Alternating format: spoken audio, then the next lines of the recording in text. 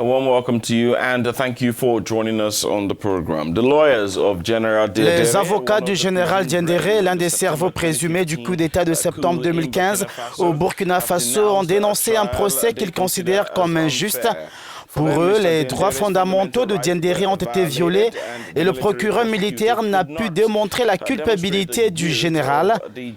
L'un des avocats a souligné que le général Diendéré n'est pas l'auteur du coup d'État de 2015 au Burkina Faso. Eh bien, Jerry, dans ce procès du putsch manqué de septembre 2015, le procureur du tribunal militaire de Ouagadougou a requis la prison à vie à l'encontre du général Gilbert Diendéré, notant que mercredi dernier, lors de sa dernière comparution, il a plaidé la clémence des juges pour lui et ses co-accusés se disant prêts à servir sa nation. Et quant à ses avocats, vous l'avez dit, ils demandent l'acquittement pur et simple. Pourquoi? C'est ce que nous allons tenter de comprendre avec l'un d'eux, Jerry. Nous avons en ligne Jean Degli, qui fait partie de la défense de Diendéré. Il est à Ouagadougou. Bonjour. Merci de nous rejoindre. Depuis la semaine dernière, vous demandez l'acquittement pour votre client. Peut-on savoir pourquoi? Oui, j'ai demandé l'acquittement pur et simple du général Diendéré pour toutes les charges qui pèsent contre lui pour diverses raisons. D'abord, prenons l'infraction principale. L'infraction principale, attentat à la sûreté de l'État. En ce qui concerne l'attentat à la sûreté de l'État, 2 textes au Burkina Faso traitent le sujet. L'article 109 et l'article 110 du Code pénal burkinabé ancien. L'article 109 dit succinctement « Il y a complot » dès que la résolution d'agir est concertée et arrêtée entre 2 ou plusieurs personnes en vue de renverser l'ordre constitutionnel.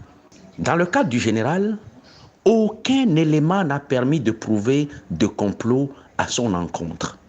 Par contre, l'arrêt de renvoi et le réquisitoire du procureur disent très bien que le complot a eu lieu le matin du 16 septembre 2015 entre les sous-officiers et soldats qui sont partis arrêter les autorités et les autorités de transition et les séquestrer.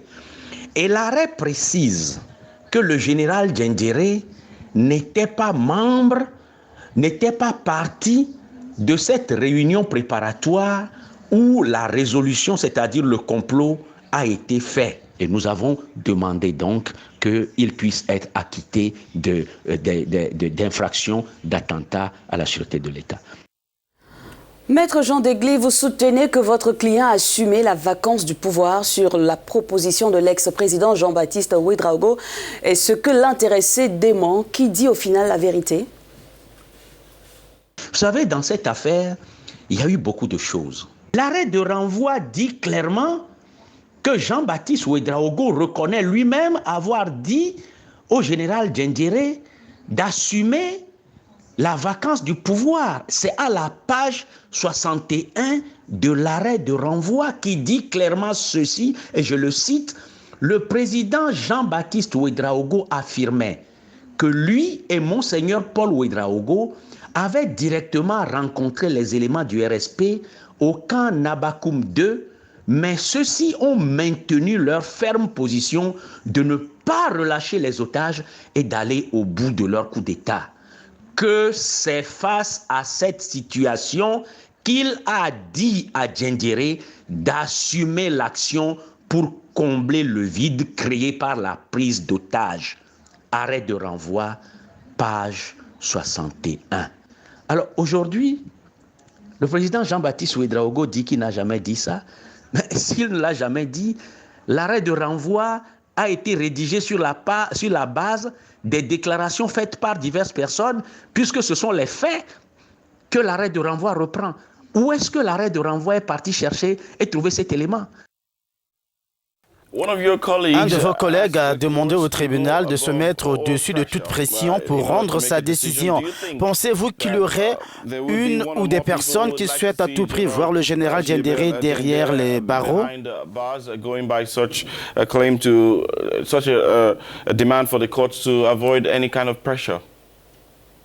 C'est une vérité de la palisse que cette procédure a été initiée par l'ancien Premier ministre, le lieutenant-colonel Yacouba Zida, qui en voulait à mort au général Diendéré parce que ce monsieur avait voulu tronquer la transition et tout faire pour bloquer les choses pour devenir président de la République et ensuite faire une transition lui-même.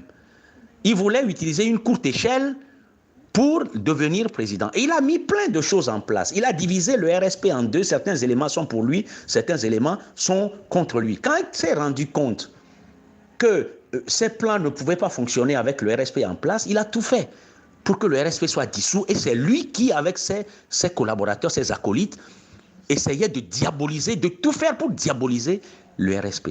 Et lorsque vous suivez le procès à des moments donnés, vous vous posez la question si on n'est pas en train de juger Gilbert Diendéré parce qu'il a collaboré. Et je peux vous assurer que le confrère qui dit qu'il y a une pression sur ce tribunal pour que Gilbert Diendéré se retrouve derrière les barreaux, ce confrère n'a pas menti. Mais nous faisons nos efforts et nous laissons Dieu faire l'essentiel.